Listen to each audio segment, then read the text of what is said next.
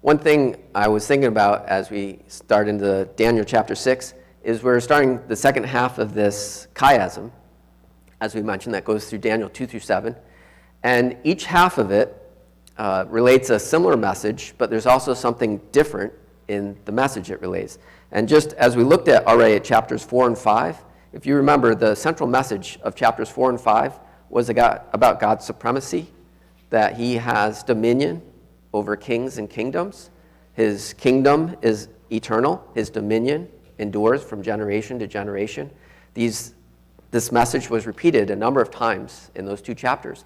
And if you remember Daniel chapter 4, how is that being conveyed? Well, we had Nebuchadnezzar, greatest king of that time, of the greatest kingdom of that time, and God humbled him. And what we saw with that is, I think there was a message in which you saw that God showed mercy to one that honored him. You know, God did not restore Nebuchadnezzar until Nebuchadnezzar honored God. And then God restored him and showed mercy to him. We see then in Belshazzar, the very next chapter, in chapter 5, he's also a very proud king.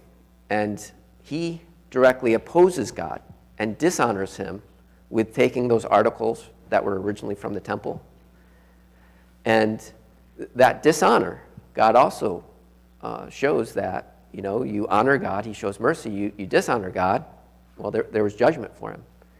And I think part of that, you know, even after that message that was given to Belshazzar, it seemed like it didn't really change him as far as him honoring God or fearing God or something like that. You know, in some ways, it seemed like the feast continued because, as we know from history, the Persians, as they invaded Babylon, how they invaded it was they diverted the river that flowed through Babylon, and they, you know, came in through where the river flowed, and they said they pretty much took the city by surprise. People in there were described as being people that were feasting and reveling.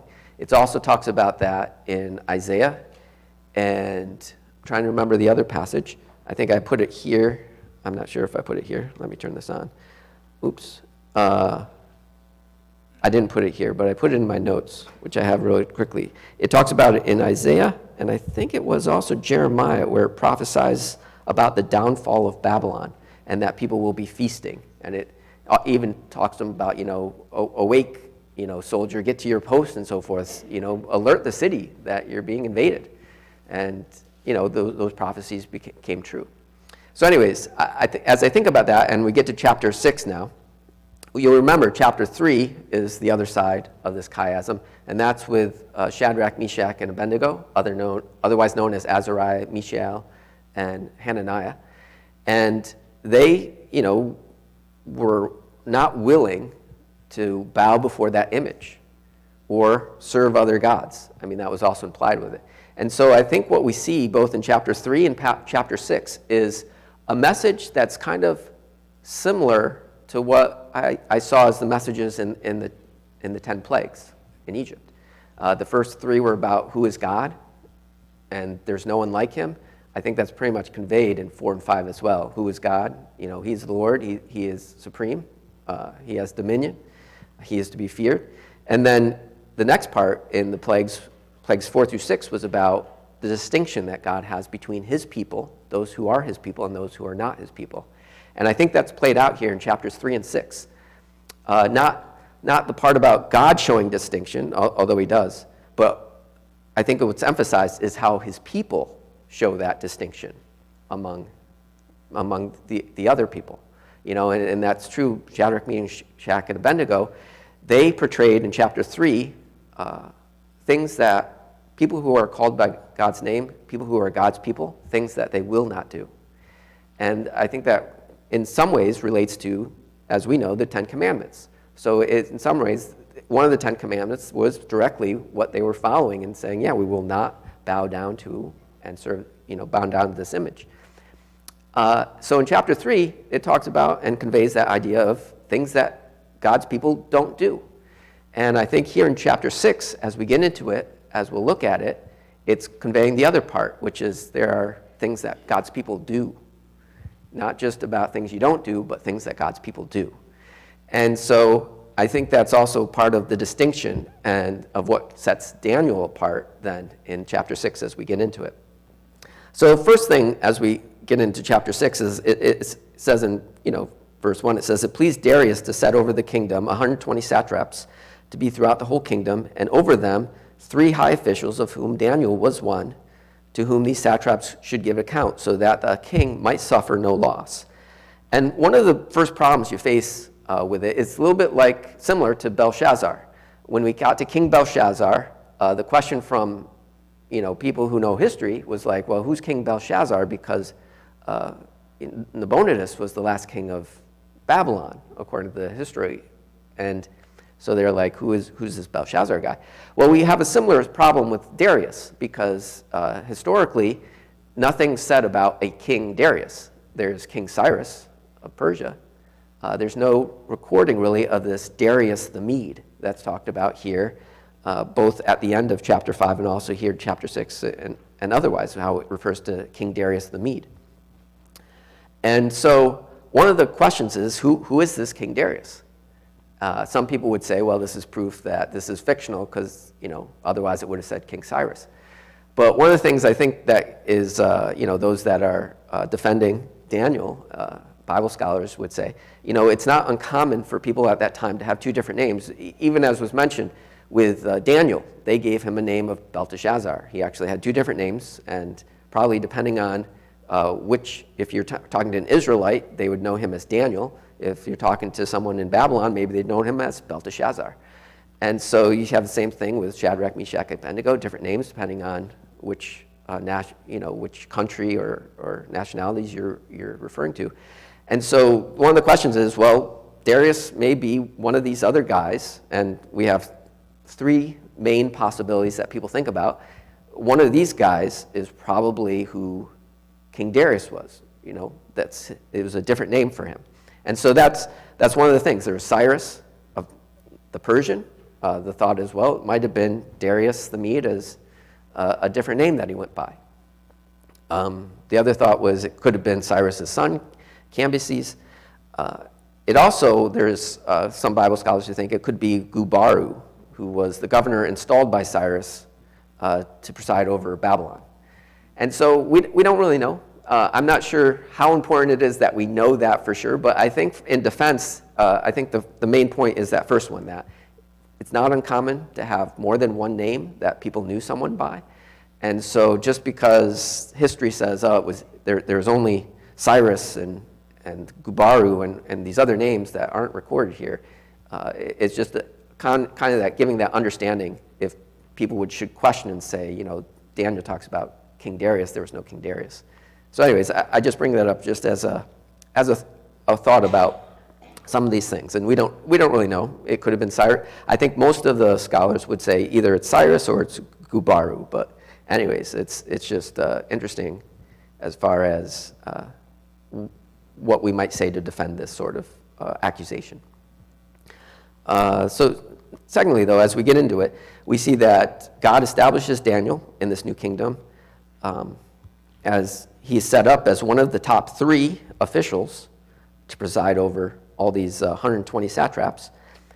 And then after that, we see how Daniel is exalted and his godly character sets him apart. So we'll see that here. It says, "Then this Daniel became distinguished above all the other high officials and satraps because an excellent spirit was in him.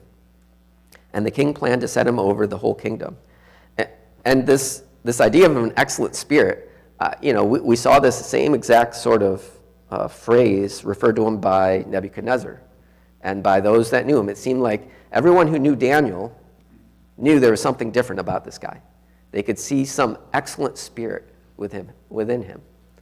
I think it's interesting that it portrays it this way, that there's this excellent spirit within this person. The way in which they knew that there was something more than just maybe what we think as a human being, how they have their own way of willpower and so forth. And I don't know, it seems like in some ways, they knew that there was something more about this guy than just, willpower of how he did things or smarts or something. There was something more to what was with this guy. And anyways, after that, it talks about, I think, some of the parts about this character. As it says, that he was going to set him up over this whole thing, the whole kingdom. And then it says, then the high officials and the satraps sought to find a ground to complaint against Daniel with regard to the kingdom. But they could find no ground for complaint or any fault, because he was faithful, and no error or fault was found in him. So, some of these things, right, we talking about character that sets him apart, to find someone to closely examine another person and say, we can't find fault. Many times we see that today, people run for office, people do different things, media or others start examining this person, and they go way back, And certainly these guys didn't have the ability to go back into someone's history like people do today with things on social media and so forth. But, it really speaks to saying, there's nothing at all possible to find something. And in some ways that kind of makes you think again of the past, the office of a pastor, or,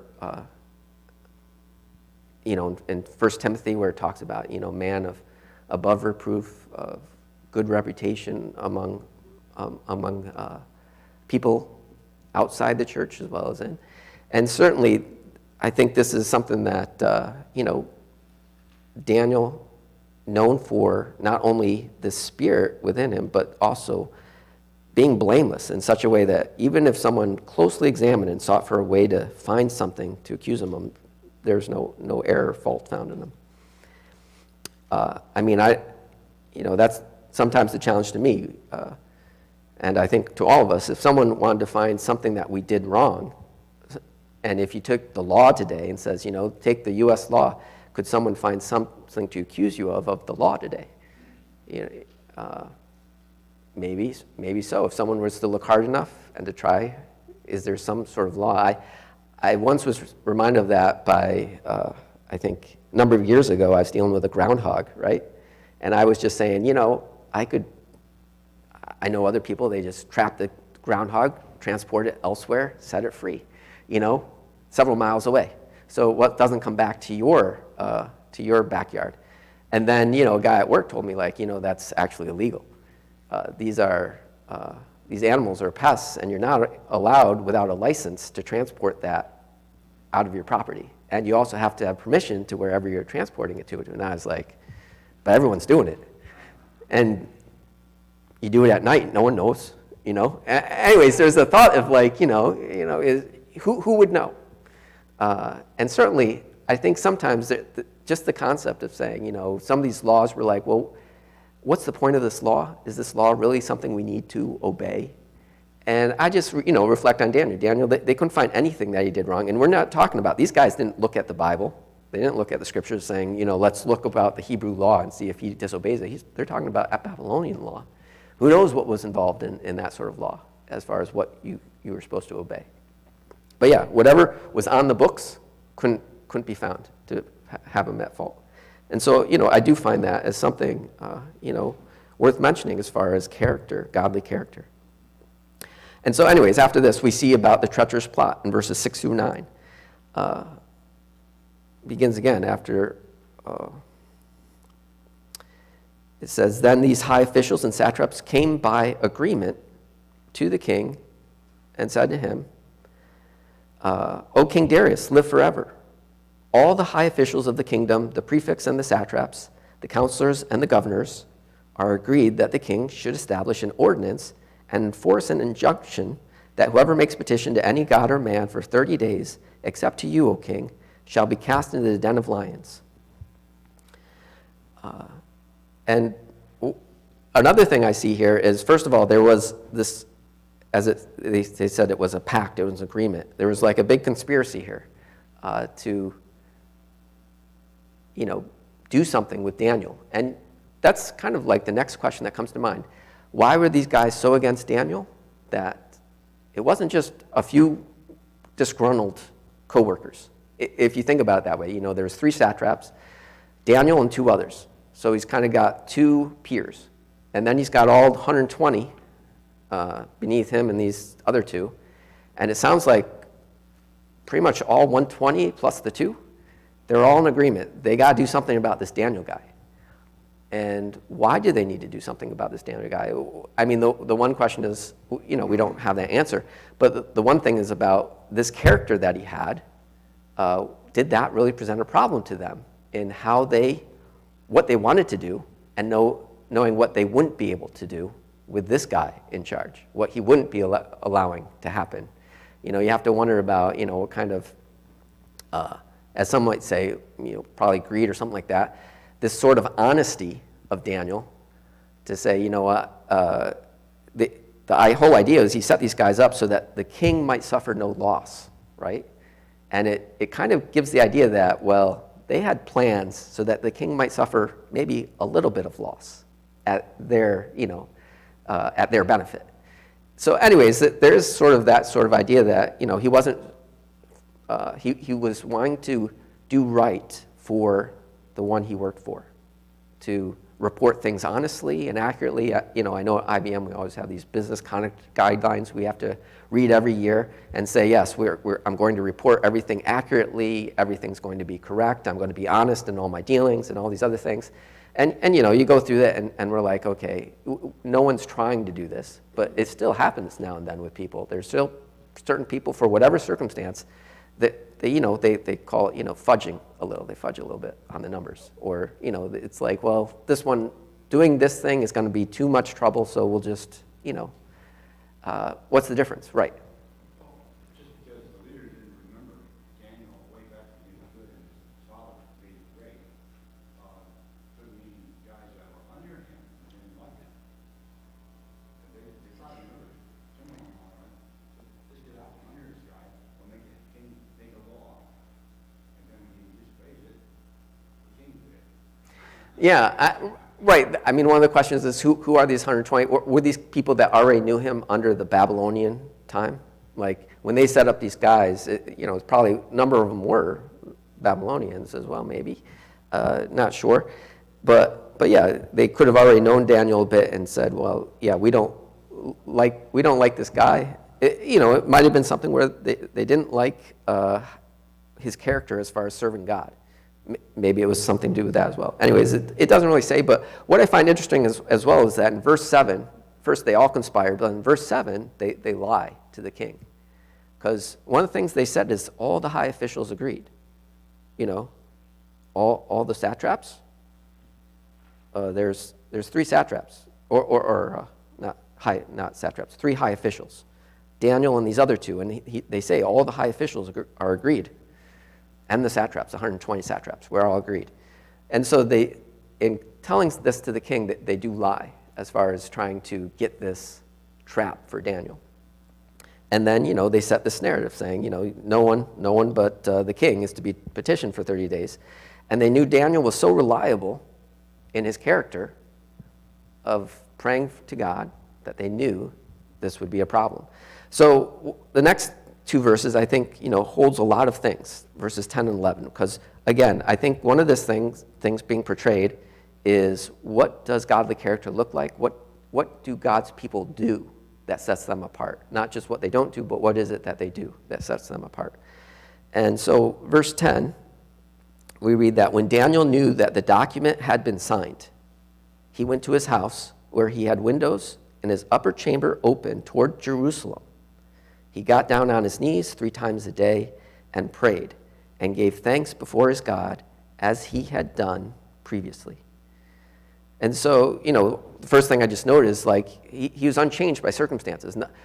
Even though he knew there was a decree that made what he was doing now unlawful, he was unchanged as far as what his spiritual practices and disciplines were before God.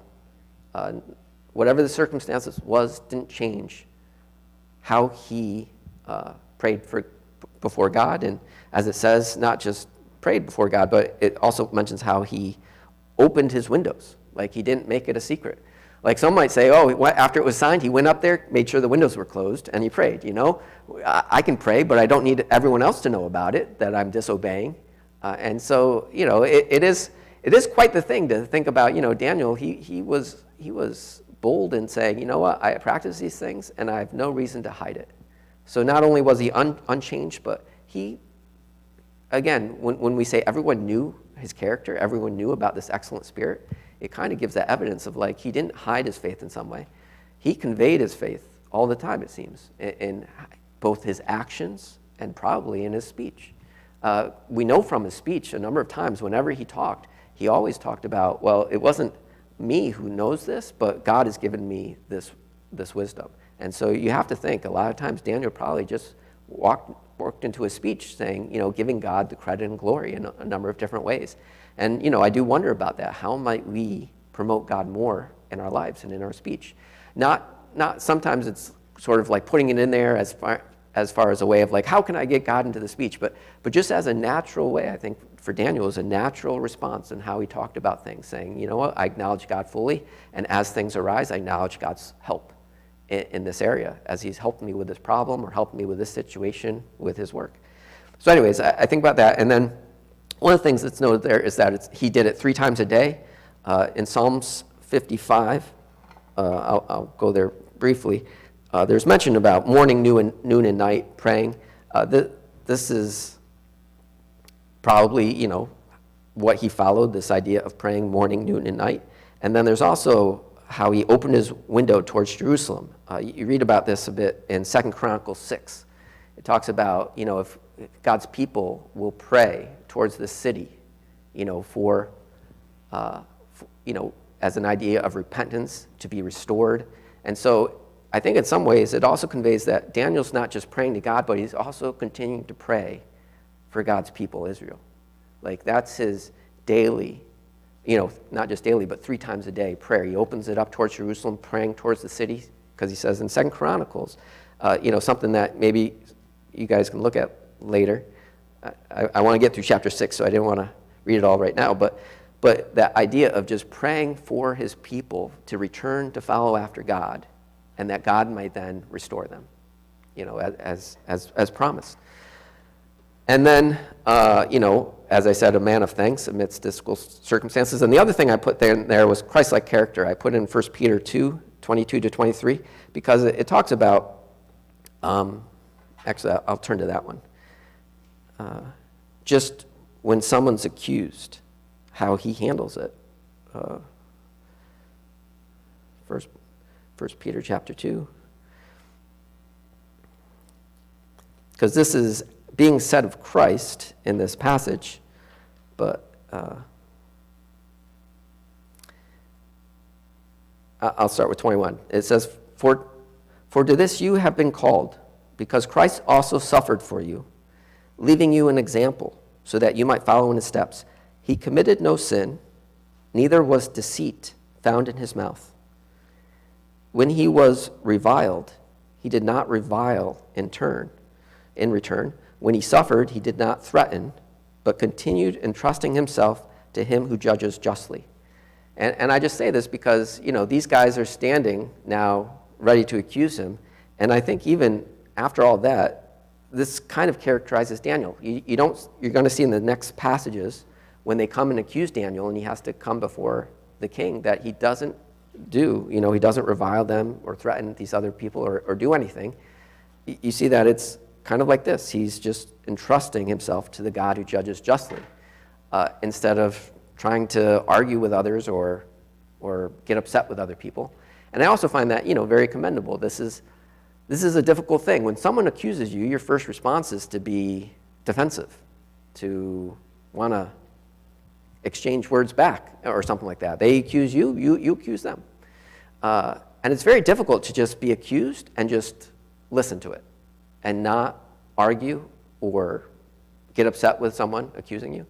I don't know, it doesn't say this directly, but I just find that, Daniel kind of showed that he didn't let people get to him. He didn't lose his temper. He stayed calm. And that's part of, because he trusted God. So anyways, after this, we see that Daniel is charged by these officials in verses 12 to 13. And there's basically 2 main charges. They said he pays no attention to you. This is the same sort of thing they said in chapter 3 about Shadrach, Meshach, and Abednego. They said to Nebuchadnezzar that these men pay no attention to you, king. And then they listed two other things, they don't serve our gods or, bow to the golden image. And in this case, it says they pay no attention to you. Daniel pays no attention to you. And then, that he disobeyed this injunction. That he pays no attention to this decree that he signed. And it was kind of like, they all knew Daniel's faithful practice in this way. And after this, I really see something as far as, we say, well, there's this exchange that goes on, and there's the king who has anguish at these things.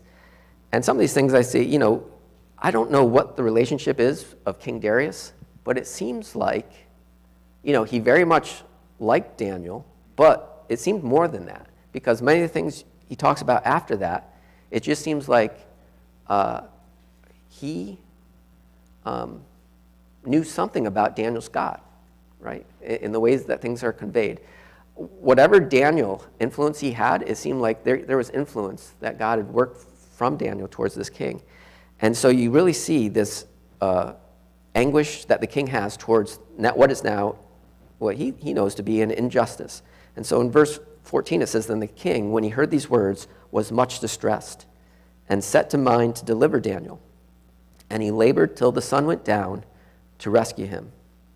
And then these men came by agreement to the king and said to the king, know, O king, that it is the law of the Medes and the Persians that no injunction or ordinance that the king establishes can be changed. Then the king commanded, and Daniel was brought and cast him into the den of lions.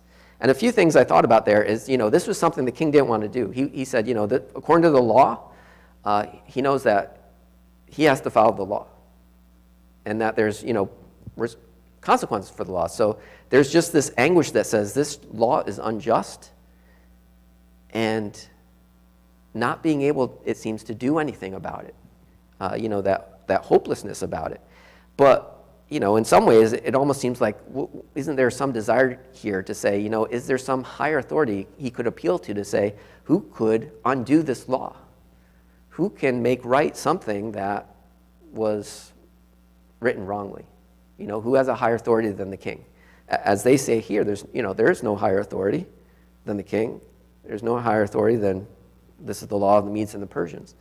So in some ways, I reflected as being, some of the anguishes of that is having a higher authority to appeal to.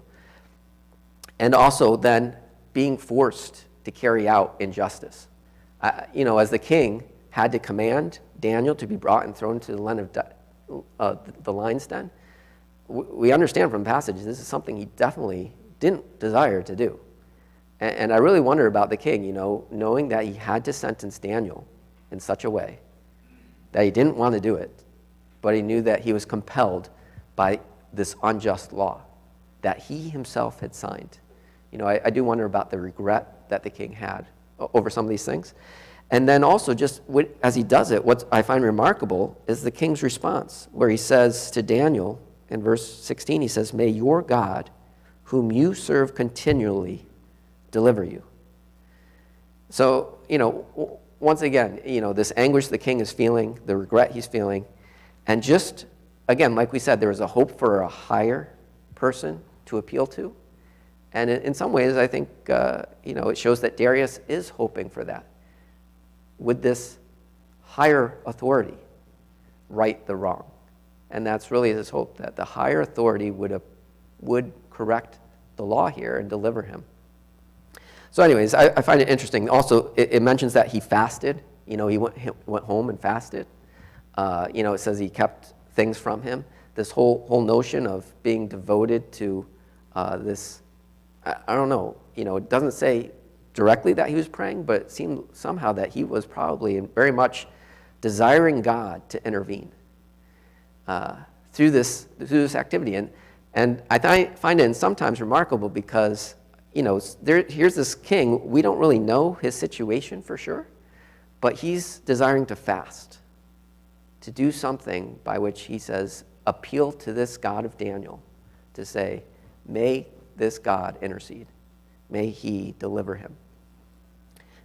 I don't know, in any ways, I think in some ways it kind of speaks to this sort of character as well regarding us. If there's something we really want to seek God for, are we willing to act in such a way of fasting, devotion, desiring God to see him change a circumstance. And then lastly, we also then see Daniel exonerated. Verses 19 and onward, we see that at the break of day, the king arose and went in haste to the den of lions. And as he came near the den where Daniel was, he cried out in a tone of anguish. This is a man who pretty much stayed awake all night and in anguish. And he's hoping, but fearing the worst.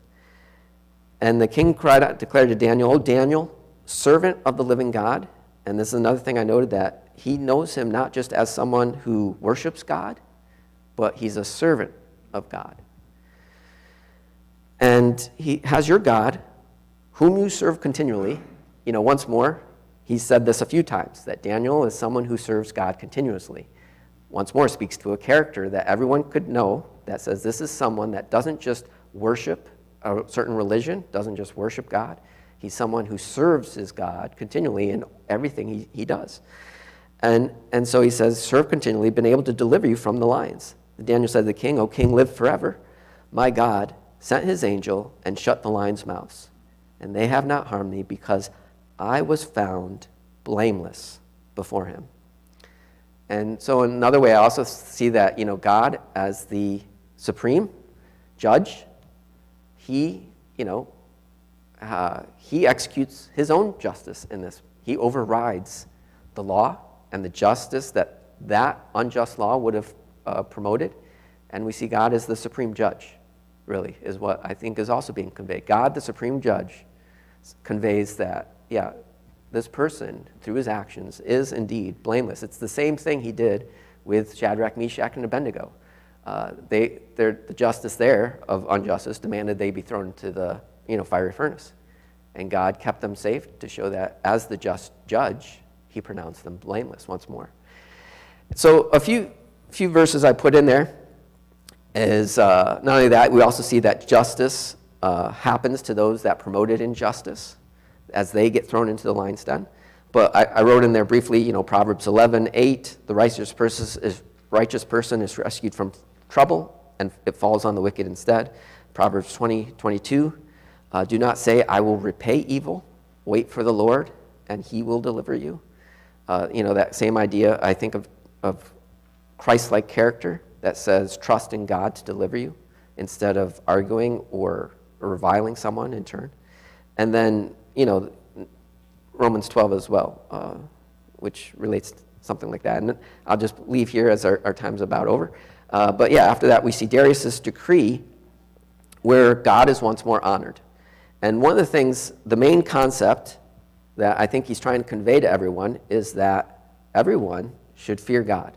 As he says, "I make a decree that in all my royal dominion, people are to tremble and fear before the God of Daniel." And then after that, he states, this is why you should tremble and fear. Once more, restates the things from chapters 4 and 5, because he is supreme. He does reign. And he has dominion over kings and kingdoms. His kingdom is eternal. His dominion shall be to the end. He delivers and rescues. He works signs and wonders in heaven and on earth. The signs and wonders, once more, is kind of a throwback to Nebuchadnezzar's own letter in Daniel chapter 5, where Nebuchadnezzar talks about these great signs and wonders of God. And then he who has saved Daniel from the power of the lions. So this Daniel prospered during the reign of Darius and the reign of Cyrus the Persian. In the end, I think there's a number of things that I reflect on in this passage. Mostly is, how much do I convey Christ-like attitude towards others, and how much do I talk about Christ with others in my, everyday work appearance? Because, one of the things I reflect on is we all have difficult relationships at times, and here he has a difficult relationship with coworkers, what I call coworkers. He has two other high officials that are, his peers that he works with, and these other satraps, his people beneath him, that also conspired against him. And he remained in that position. You have to wonder about, after all these people tried to do this to Daniel, it doesn't say how Daniel responded in kind, but, from what we know about his character, even with people who wanted to see him fall, I think Daniel continued to show this excellent spirit in how he dealt with them. And, that to me is, once more, the thought about that. Also, godly disciplines. He prayed 3 times a day, didn't fail under any circumstance to continue his prayers, his regular prayers. He prayed for his people. I think that's conveyed by him praying towards Jerusalem, that he prayed all the time for his nation, for his people, as a regular activity. And so, the other things that are in this chapter about how God's people look, and how can we look more like what's conveyed here in Daniel 6.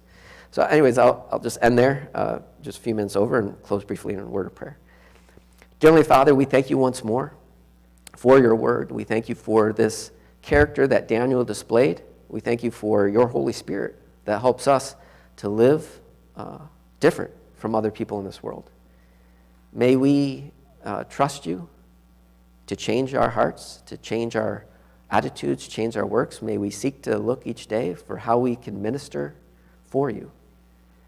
May you also help us to practice godly disciplines in our lives, to be devoted to such things as to prayer and reading your word, and to seek how we can help others.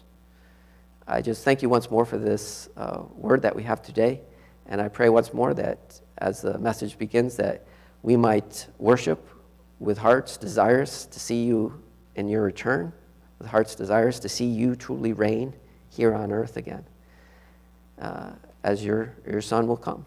And I also just pray once more that you'll help our nation to be a nation that have people turn towards you.